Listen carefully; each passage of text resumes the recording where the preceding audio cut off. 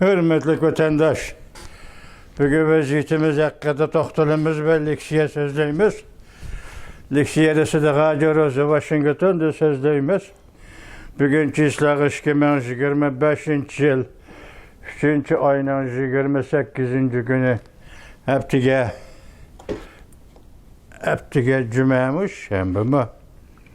Haftige cüme vatandaşım. Bugünkü vaziyetimizi toxtalsak mı da bir nebel da başlayalım. Rusya, Ukrayna, Suudi Arabistan söhbeti ötküzdü. Belgelengen vakit 4. ayının 20. günü ötküzdü dedik o. Amerika Qo'shma Shtatlarının prezidenti Donald Trump vakit 4. ayının 20. günü. 20. günüdün burun Rusya, Ukrayna teşvik kelişimi imzalaşı gerek vakit şu an. Hem de İdobiyada 4. ayının 20. günü uruş toxtuş hakikaten mümkün mü? Amerika Qo'shma Shtatları prezidenti Donald Trump seni kıstab kelyapti. Siyaset, iqtisod oldingi sepi. 3. ayının 27. gün YouTube. 2 saat ilgari vatandaş. Amerika Devlet Müdafaa Ministeri Pat Haggis Hazır Asya Tinçokya ziyaretiga mağdi deylik. Filipin, Yaponiya qatarlıq devletlerini ziyaret kıldı. Bu to'g'ri ziyaret qo'yilgan mavzu Asya Tinçokya rayonidagi Amerika'nın ittifoqdoshlari bilan hamkorlashib Jungo'ga qabul turish. Şu asnoda Jungo nochilik qildimi qanday? Vatandaşım 2 bombardımanchi aeroplanni chiqarib Hongyan-Dao oroli atrofiga o'rlashtiribdi. Buni da qaraganda Jungo'nun alfaz yaman, değil mi? Hongyan-Dao atrofiga o'rlashtiribdi. Bu hozirgi vaziyat deyli. Buni hozirgi vaziyat deganimi bo'lmaydi odam. Nima deganda vaqtda bu qisqacha gaplar. Yana bir gap hozir prezident Vladimir Putin yaqindan beri 2 gapni o'ttirg'i chiqadi. Birinchisi Ukraynani Birlashgan Davlatlar Tashkiloti o'tkazib olish kerak dedi. Biroq buning qarta Amerika Qo'shma Shtatlarining Birlashgan Davlatlar Tashkiloti turishliq vakilligi Ukrayna asosi qonunliq davlat dedi. O'zini o'zi bir taraf qila oladi deb javob berdi. Keskin javob berdi vatandaş. Ondan keyin prezident Vladimir Putin yana nima dedi? Hozir saylan vaqti o'tib ketdi. Zelenskiy ortiqcha odam, shunga Ukrainada qaytadan bir birlashma, vaqtlik hukumat qurish kerak dedi. Bunda aytgan vaqtda masalan Ukrainaning 4 oblastini Rossiya besib oldi. Saylan bo'lishi kerak, hozir saylan bo'lmadi. Saylan vaqti to'shdi, Zelenskiyning vaqti o'tdi. Shunga shunday vaqtda vaqtlik hukumat qurishi kerak Ukrainada dedi. Buningga konkret javobdan qayoqdan kelganligini men ko'rmadim. Hozirgi ahvolimiz shu vatandaş. Ondan keyin yana bir xabar vaziyat masalan Jungo'ga aloqador, Osiyoga aloqador vaziyat desangiz buni Li Muyang. Bu bola Xitoy bola Yaponiyada yashaydigan bola deb xatolashmasam Yaponiyada. O tünügün bir xabar verdi. Xabar nima dedi desangiz 8. ayının 8. günü 4. umumiy yig'in echildi. 4. umumiy yig'inda Xi Jinping pensiyaga chiqadi deb o'zib aytdi. 8. ayının 8. günü. Bugün hozirda uning yana bir mavzuliq video filmi keldi. Uning nima desangiz hozir Xi Jinping o'tirg'i chiqib demek neç gündür bir istetek koyup berdi. Yoki aldap, jilanni aldap, uvusidan elip chiqish yilisini ishlatdi. Xi Jinping Zhang Yusha Harbiy ishlar komitetining muavin rais Zhang Yushani bir taraf qilishi mumkinmi? deydigan savol bilan o'tirg'i chiqdi. Ondan keyin yana birisi Deng Xiaoping Jonahayim Merkezi Komiteti den şeşanğı yeni hizmet, yeni vazife tayinlengeligi doğrusu o'ttirg'i chiqdi. Biz o'tganda sizlarga savol qo'yib keldik. Mashunda bo'lishi mumkinmi? Mumkin emasmi? 4-oy. Masalan, Xi Jinping Washingtonga kelalamdi. Prezident Donald Trump bilan ko'rishalamdi. 5-oy, 5-oyning 9-kuni prezident kechiringlar. Xi Jinping Moskvani ziyorat qilamdi. U o'zi Venetsiyaga chiqish to'g'riliq so'z so'zlagan turug'liq. Bu Venetsiyaga chiqaman deyotgan odam qanday qilib bu davlat boshliqlari bilan ko'rishalaydi? Mana savollarni sizlar qo'yib keldik vatandoshim. Hozir endi tuyuqsiz yetib kelayotgan matbuot xabari. Bu matbuot xabar nima desangiz 27-kuni tunugunmi? Tunugun Rossiya tashqi ishlar ministerligining muavin ministri Dobchokmi shundoq bir kishi, bir ismdagi kishi Beijingni ziyorat qildi vatandosh. Bu Beijingda kimlar bilan ko'rishdi? O to'g'rida xabar yo'q. Dobchokmi shu Beijingni ziyorat qildi. Onunla nisbeten javoban ziyorat Jungo Kompartiyasi Tashqi ishlar ministrligining ministri Wang Yi 3-oyning 31-kunidan 4-oyning 2-kuni kunigacha Moskvani ziyorat qiladi. Bu ziyoratda Xi Jinpingning 5-oyning 9-kuni Moskvani ziyorat qilishini o'rinlashtirdi va yaqin mushu to'g'ri suhbatlashdi Moskva taraf bilan deyildi. Endi bu xabarda agar shundoq Rossiya tashqi ishlar ministri Obchok yoki Dobchok Beijingga ziyorat qilgan bo'lsa, endi uningga javoban Beijingning tashqi ishlar ministri Wang Yi Moskvani ziyorat qilgan bo'lsa, endi bu amaliy xabar matbuot xabari va doirlarning tarqatgan xabari bo'lib hisoblansa, o chog'da siz muqimlashtiringki 5-oyning 9-kuni Xi Jinping Moskvani ziyorat qildi. Bularning suhbat nima to'g'rida so'zlashdi? Endi bu davomli odatlanib kelgan so'z bo'yicha aytganda, masalan, Wang Yining Moskvani ziyorat qilishi rayon xarakterlik masala va Ukraina masalasidir debdi. Endi shunday bo'lganda hozirgi jahonning vaziyati, dunyoning vaziyati bo'lib hisoblanadi vatandosh. 6-oyda Washingtonga kelib prezident Donald Trump bilan ko'rishdi degan so'zni endi talay qatam takrorladik, bu to'g'ri taxbir shapi yo'q. Esinglar davom ekan vatandosh. Masalan, Oqsaroy kirish oldida Amerika Qo'shma Shtatlari prezidenti Donald Trump shunday degan edi. Biz Xi Jinping bilan birlashib dunyoda nurg'un masalalarni hal qilamiz. Shunaqa, nurg'un masalalarni hal qilamiz. Kesib va hukm qilib shunday aytgan edi. Uning kaynidilla 1-oyning 20-kuni Washingtonda o'tkaziladigan prezident Donald Trumpning vazifa topshirib elish murosimiga Xi Jinpingni taklif qildi, lekin kelmay qo'ydi. Xi Jinping o'zining o'rniga siyosiy byurodagi yatta doimiy hayatning birisi Han Jing apandini Washingtonga avatdi. Bu kishi to'g'risida matbuotlar cho'ng gaplarmi qilinmadi yoki takror gaplarmi qilinmadi ishqilib Jungodan bir nafar kishi yoki doimiy hay'at a'zosi Han Jing, sobiq doimiy hay'at a'zosi Han Jing Washingtonga kelib ketdi. Bu o'tirdi kishilar shu. Endi hozir shunday vaqt deyli. Endi biz buni tanlab oladigan vaqt bo'ligi hozir 2 bo'ldi vatandosh. Birinchisi 4-oyning 20-kunidan burun Rossiya va Ukraina suhbat kelishim imzolasan. Bu bir vaqt bo'ligi. Ikkinchisi 5-oyning 9-kuni Jungoning raisi Xi Jinping Moskvani ziyorat qildi. Bu bir vaqt bo'ligi vatandosh. Hozir Zelenskiy bilan Vladimir Putin o'zaro bir-birini tanqid qilishyapti hisobda. Bu tanqid qilishning natijasi oxiri qanday bo'ldi? O'ta reallik emas.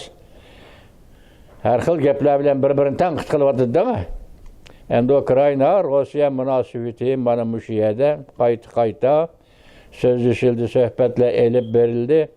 Bugungi ifodasi prezident Vladimir Putinning 2-biri Ukraynada vaqtli hukumat qurish, ikkinchi Ukraynani Birleşken Devletler Teşkilatı'na bir taraf qilishga topshirish. Şu meseleler vatandaş, mesela mavzulardan aytganda ikinci qitimda bir de so'zlaydigan mavzularimiz muhim yig'in, muhim signal. Bu muhim yig'in, muhim signal mavzular xabar 3-ayning 24-kuni Van Torbit e'lon qilingan edi. Xabar mundaq edi.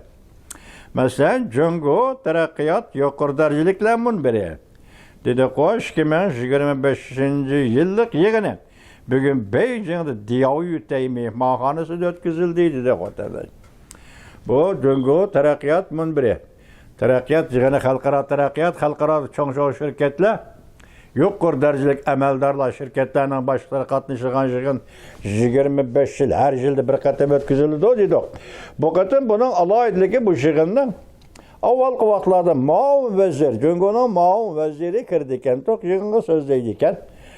Bu qatam Jungoning rasmiy vaziri mesela Li Chang yig'in kirib so'zlabdi, doklad beribdi.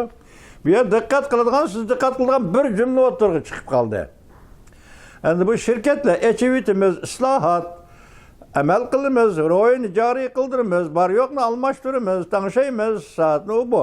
Bu burungi koni va'dalar va yangi va'dalar asosida va'dalar. Endi shirkatchilarning ko'pi degandek va 4 shirkat, mesela 60 shirkatim bor ekan buning ichida, ya'ni 3 shirkat, xalqaro shirkat. Bu shirkatning boshliqlari Beijingda o'tirish yig'inida chiqdi. Bu yerda tuyuqsizli bir gap, tuyuqsizlar emas. Mesela ishki qurultoy, xalq vakillar qurultoyi siyosiy kengashning yig'inida Li Chang bir qatam eg'iz qoldi bu gapni. Bu da mushu 25 yilda 25 yildan bir echilayotgan xalqaro munbar taraqqiyot munbiri. Jungoning yuqori darajaliklar munbiri, Jungo taraqqiyot yuqori darajaliklar munbiri. Mush yig'inda yana bir qatam eg'iz qilindi. U nimadan vatandaş? İnternetni qo'yib o'tish. Hayran qalamsiz, buni da matbuot tashviqot masalasi Kompartiyani qanday ishlaydiganligi sizga bizga ayon vatandaş. Endi bir majburiyatga, bir majburlash bosqichi kelgan vaqtda yana qanday pozitsiyasida buning o'zi boshqa gap. Ishki gap. Kompartiyaning maydoni tashviqotni ching tutish, qo'yib o'tmaslik, lekin besim yetib kelgan vaqtida qo'yib o'tmaslik o'rtasida tingri qolib yurish, oxiri qanday qaror chiqarish, buni o'zi bir masala vatandaş. Qurultoyda shundoq deyilgan, Li Chang degan, internetni qo'yib o'tamiz, echib o'tamiz, ushbu aloqani kuchlantiramiz. Barda keldini kuchlantiramiz, so'rinlar, maydonlarning hammasini echib o'tamiz. Mushundaq dedi qurultoyda. Bugun mush yig'inda xalqaro shirkatlar boshliqlar qatnashadigan yig'inda yana o'tirg'i chiqib, bu yerda hozir nima deyapti vazir Li Chang, internetni echib o'tamiz.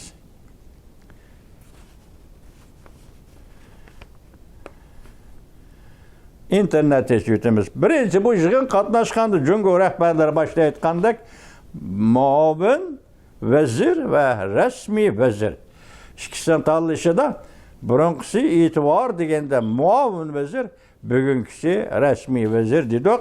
Endi shuning ikkinchisi nima demamsiz?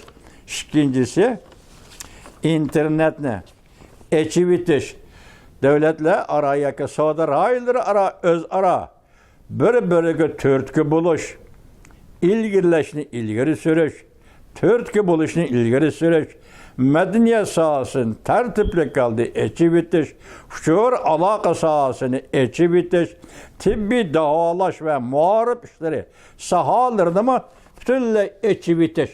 Demak, buni hammasini qo'yib turaylik, sohalarga internetni echib o'tsin. Gap internetni echib o'tish, shu muorib sohasi, tibbiy davolash sohasi u bularni qo'yibdi. Gap bu emas.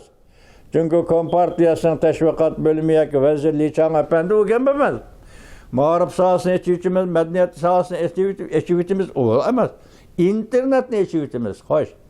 İnternetni echib o'tsiz qaror qildingiz, harakat qachon boshlaysiz? Bu balki o'zingizning planidagi ish Li Chang apandi.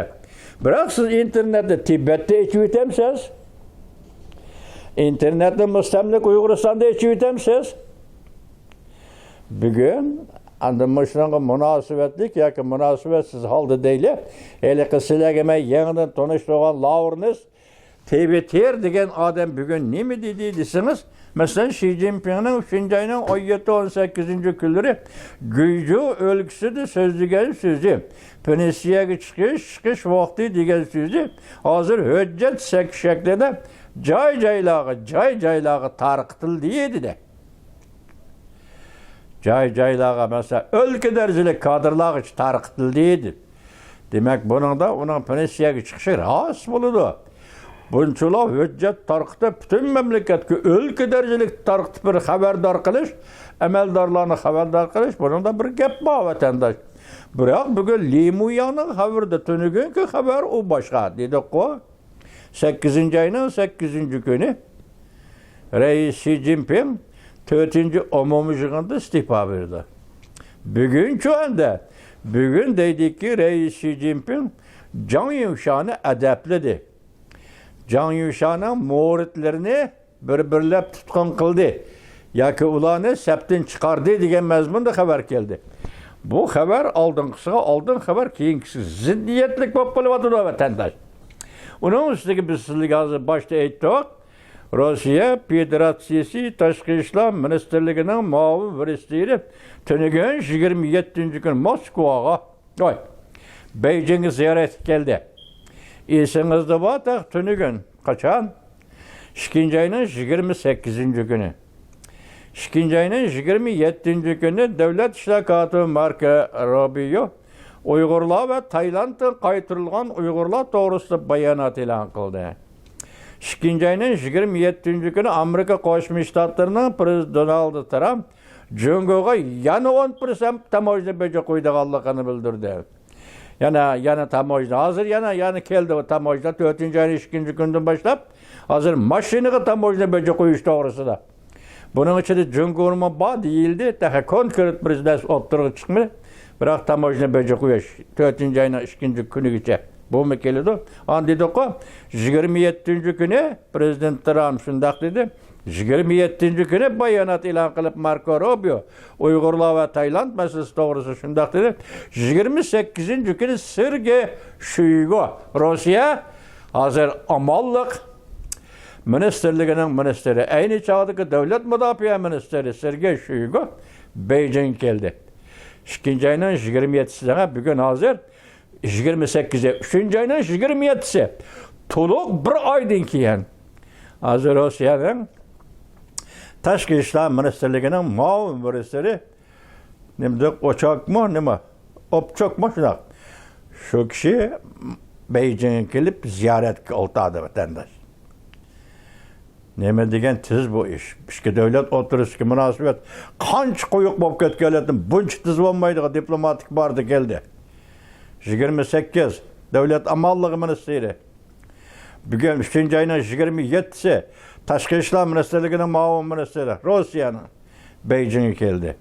Hazır shundaq bo'lganda 4. ay qaraganda Reis Xi Jinping'ning Washingtonga ziyorat kelishidan taza ortiq xabar yo'q.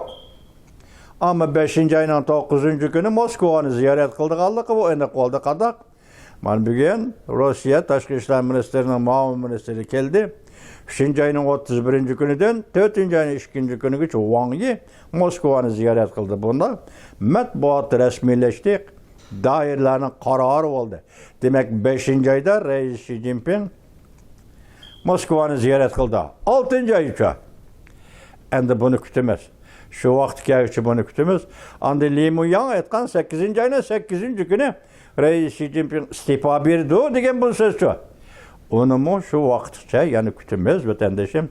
Bugünkü vaziyetimiz sizga umumlaştırıp aytganda mana yuqorqilardan iborat.